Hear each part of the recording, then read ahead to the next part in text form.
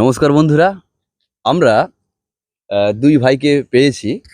তো তার আগে বলে রাখি, আমরা প্রত্যেকে জানি যে সন্ধেবেলায় প্রদীপ জ্বালানোর আগে সকালবেলায় সলতে পাকিয়ে রাখতে হয়। এই দুই ভাই 2024-এর মাধ্যমিক পরীক্ষার্থী। এরা সন্ধ্যায় প্রদীপ জ্বালানোর জন্য, মাধ্যমিক মানে পরীক্ষা দেওয়ার জন্য সলতে নামক প্রস্তুতি কতটা এগিয়ে রেখেছে আমরা জেনে নেব তাদের কথাবার্তার মধ্যে দিয়ে। প্রথমে পরিচয় নেব। আমার বাম দিকে যেই ভাই, ভাই তোমার নাম? রোহিত পাল। ভাইয়ের নাম রোহিত পাল। আর আমার ডান দিকে যেই ভাই, ভাই তোমার নাম? রনি পাল। রনি পাল। ও, রনি আর রোহিত, দারুণ। দুই ভাইকে আমরা দেখতে পাচ্ছি। প্রিয় বন্ধুরা, ভাইদেরকে বলবো আমরা কিন্তু একটু ক্যামেরার দিকে তাকিয়ে দেবো, কেমন? আচ্ছা ভাই, এই যে মাধ্যমিক পরীক্ষা দেবে, জীবনের অন্যতম একটা বড় গুরুত্বপূর্ণ পরীক্ষা, তোমাদের কি একটু টেনশন হচ্ছে কি? হ্যাঁ স্যার, হচ্ছে। টেনশন হচ্ছে? আচ্ছা, ভাইয়ের টেনশন হচ্ছে? একটু টেনশন হচ্ছে। আচ্ছা ভাই, এই যে বাড়ি থেকে তো একটা চাপ দিচ্ছে, কারণ প্রত্যেক বাবা মার একটা অহংকার তার ছেলেমেয়েরা, এবং তো তোমাদেরকে নিয়ে তাদের অনেক স্বপ্ন, লক্ষ্য, বড় ব্যাপার। তা তেনারা কিভাবে বলছেন যে সবসময় পড়ার ব্যাপারে চাপ দিচ্ছেন নাকি না? না, সবসময় পড়াশোনার চাপ দেয়নি। আচ্ছা যে প্রত্যেকদিন সকালবেলা উঠে 8টা থেকে 10টা পড়াশোনা করতে হয়। আচ্ছা তারপরে 11টা থেকে 12টা একটু খেলতে ফেলতে যাই। তারপরে এসে একটু পড়াশোনা করি 1টা থেকে 1:30টা পর্যন্ত। আচ্ছা তারপরে আবার ঘুমিয়ে আবার সকালবেলা বিকালে সন্ধ্যাবেলা পড়তে বসি। আচ্ছা। তো এই যে সময়গুলো দারুণভাবে কাটাচ্ছ, এর মাঝে তো বললে খেলাধুলা করছো। ভাইয়েরও কি একইভাবে রুটিন হ্যাঁ, মেনেছো? আমারও একই রুটিন। একটু ক্যামেরার দিকে দেখো। হ্যাঁ বলছি আমারও একই রুটিন। আপনার 8টা থেকে 10টা পর্যন্ত, আবার এদিকে 11টা থেকে 12টা পর্যন্ত এক্সট্রা টাইম আছে। আচ্ছা খেলতে যাই, আবার দুপুরে ঘুমোই। আচ্ছা আবার 3টে আবার আপনার 4টে থেকে 5টা পর্যন্ত খেলি। আবার 5টা থেকে 9টা পর্যন্ত রুটিন আছে পড়ার। আবার রাত্রে লিখলে লিখতে আবার অঙ্কনায় করি। এই রুটিন অঙ্ক এইটাই। টঙ্ক করো? হ্যাঁ, এটাই আর রুটিন। আচ্ছা, অঙ্কের কথা উঠলো, আমি ওই ব্যাপারটায় পরে আসবো। তো একটা ব্যাপার বলি, তুলনামূলক দুজনে মানে দু ভাই তো একসঙ্গেই তো পড়ো যেহেতু, তাহলে এখন কথা হলো ক ঘন্টা করে পড়ছো? টোটাল যে হিসাবটা দিলে একটা, তবুও একটা অনুমান। 6 ঘন্টা। 6 ঘন্টা। বন্ধুরা, দুই ভাই, তুমিও কি 6 ঘন্টা নাকি না? 6 ঘন্টার মতো প্রায়। প্রায়। আচ্ছা এবার এক্সট্রা টাইম আছে, আচ্ছা ওগুলো বাদ দিয়ে আপাতত মানে 6 ঘন্টা আমরা পড়াশোনা ধরি। এবার লেখার টাইম আলাদা আছে, শুধু 6 ঘন্টা পড়ার টাইম। আচ্ছা, আমরা ক্যামেরার দিকে দেখবো। আচ্ছা ভাই, একটা ব্যাপার, তোমরা তো দু ভাই, হুম। কে বড়? আমি তো ছোট। তুমি ছোট?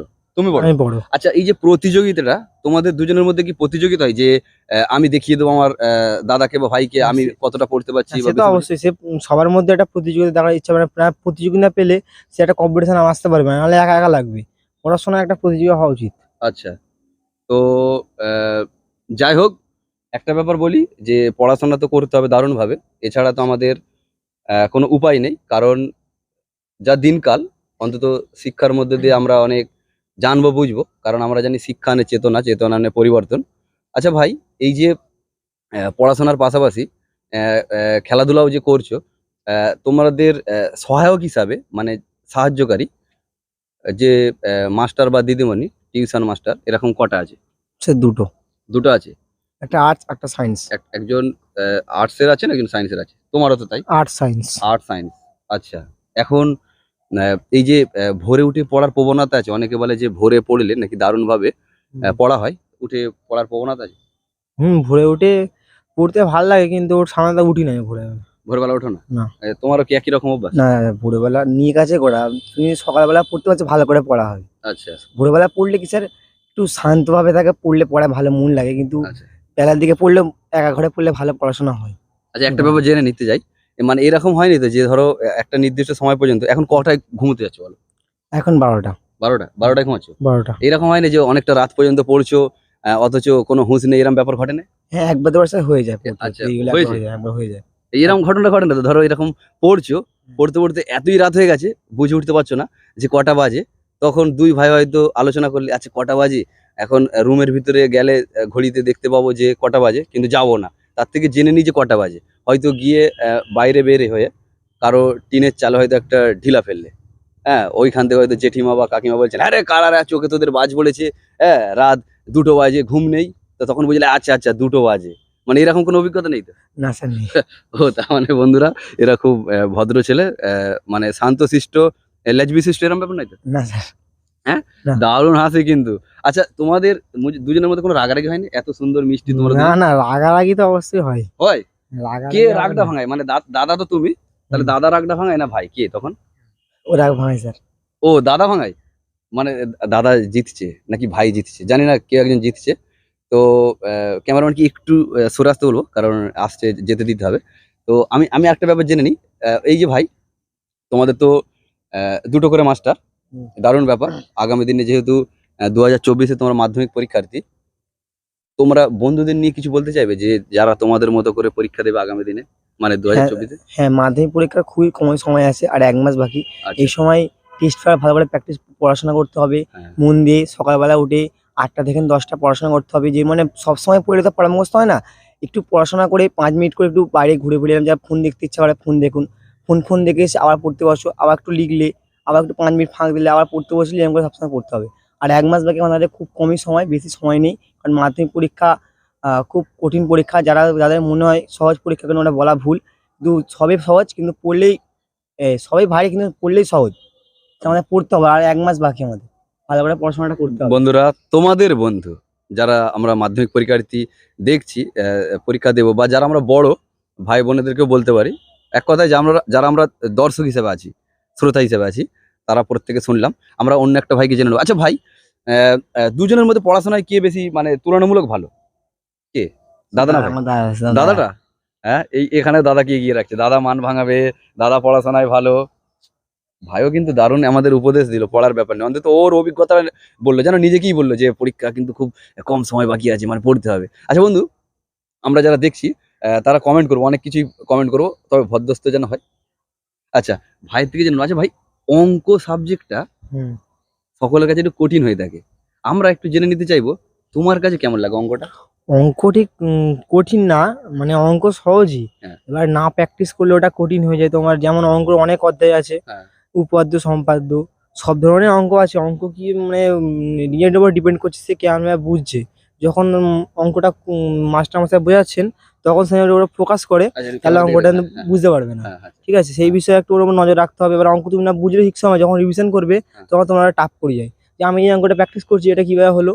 তখন একটু অন্যরকম ব্রেনে চাপ পড়ে যায়। তাই জন্য যখন অঙ্কটা করতে, এটা ফোকাস করতে হয়। আর না বুঝতে পারলে সবসময় কোশ্চেন করতে হয়, যে এটা বুঝতে পারছি না, কোশ্চেন করো নিজে থেকে। তবে যত কোশ্চেন করে তুমি শিখবে, যত কাটবে শিখবে। অঙ্ক মানে কি, আমরা জিজ্ঞেস করতে হবে, লোক তোমাকে বলে দিয়ে যাবে না। আর তুমি অঙ্ক শিখবে, তোমাকে নিজে কোশ্চেন করতে হবে, যে এই অঙ্কটা বুঝতে পারিনি। মানে তোমার রিভিশন যখন করবে, তখন অঙ্কটা প্র্যাকটিস করতে যাবে, তখন মাঝখানে যে পার্টটা আছে, ওই পার্টটা তুমি ভুলে যাবে। তখন কি হবে, তখন এবার আবার স্যারের কাছে নিয়ে যাবে, তখন আবার বুঝতে হবে আচ্ছা, এইসব। দারুণ দারুণ দারুণ আমরা শুনলাম। ভাই, এই দাদার মতো, মানে তোমার তো দাদার মতো করেই অঙ্ক ব্যাপারে তুমি কিছু বলবে, নাকি তোমার কাছে অঙ্ক জলাতঙ্ক? স্যার আমার কাছে অঙ্ক ভারী ভারী লাগে, কিন্তু স্যার এই আর্টস সায়েন্সের কাছে পড়তে একটু সহজ মনে হয়। আচ্ছা। কারণ অঙ্ক করার সময় মন দিয়ে শুনতে হয়, নাহলে পরে অসুবিধা হতে পারে। অঙ্ক করার সময় প্র্যাকটিস না করলে পরে ভুলে যেতে পারে। অঙ্ক করলে একটু ভালো করে প্র্যাকটিস করতে হয়, যাতে পরে মনে থাকে। আর অঙ্ক বিশাল কঠিন, কিন্তু করলে সহজ, ভালো করে মন দিয়ে প্র্যাকটিস করতে হয়। আচ্ছা। আর যখন টিচাররা পড়ায়, এটা মন দিয়ে শুনতে হয়, কি করে কি হচ্ছে। আচ্ছা, মানে অঙ্কের স্যার দারুণ অঙ্ক করাচ্ছেন। আচ্ছা ভাই, একটা ব্যাপার, আগামী দিনে কি হতে চাও? আগামী দিনে স্যার ভালো মানে একটা তো লক্ষ্য রেখে এগোচ্ছ, সায়েন্স, আর্টস বা কমার্স যাও নিয়ে পড়বো, একটা তো সিদ্ধান্ত আছে। এবং ধরো কি একটা পরিকল্পনা তো কিছু রেখে এগোতে হবে, না হলে তো অসুবিধা হয়। যেমন ধরো আমরা যখন এই নৌকায় চড়ি, তখন তো একটা গন্তব্য থাকে, নাহলে চিন্তা সিদ্ধা তো চলে যেতে পারি। তাই এই যে একটা তো লক্ষ্য, ব্যাপারটা তোমার কি আছে যে আগামী দিনে এরকম কিছু হওয়ার? আমি পড়াশোনা যদি ভালো করি, ভালো করে নাম্বার ভালো পেয়ে কম্পিউটার নিয়ে পড়াশোনা করতে চাই, মানে কম্পিউটার, ইঞ্জিনিয়ারিং। Computer engineering. আচ্ছা, দারুণ ব্যাপার। ভাইয়ের কি লক্ষ্য আছে? আমার ঠিক লক্ষ্য বলতে আমি বলতে পারছি না, নাম্বারের উপর ডিপেন্ড করবে। নাম্বারের উপর মাধ্যমিকের depend কেমন করছে। কি হচ্ছে, আচ্ছা, ওটার উপর ডিপেন্ড করবে, কোনটা কি আর্টস না কমার্স না সায়েন্স, ওটা নেবো। আচ্ছা, আচ্ছা, মাধ্যমিক ডিপেন্ড করছে ওটা। আচ্ছা, পুরোটাই নাম্বারের উপরে নির্ভর করছে।